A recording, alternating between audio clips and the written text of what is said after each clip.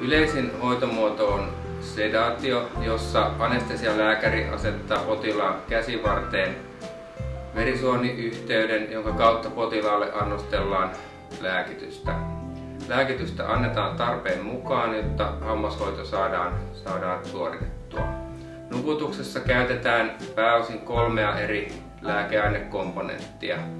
Yksi lääkeaine nukuttaa potilasta, toinen aiheuttaa mieleenpainamisen vaikeutta, jolloin toimenpiteestä ei yleensä jää minkäänlaisia muistikuvia, ja tarvittaessa kipulääkettä annostellaan myös suonen kautta. Useimpien potilaiden syy hammashoidon välttelyyn on aiemmat huonot kokemukset hammashoidosta. Pelon syy voi olla kuitenkin myös esimerkiksi rajoittunut suun avaus, herkkä nielu tai muuten pelko hammashoitotoimenpiteiden vaikeudesta esimerkiksi muiden kertomana.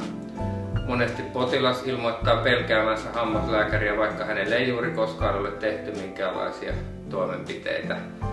Hän on esimerkiksi kuullut muiden kertomuksia viisauden hampaiden poistosta tai juurihoidoista.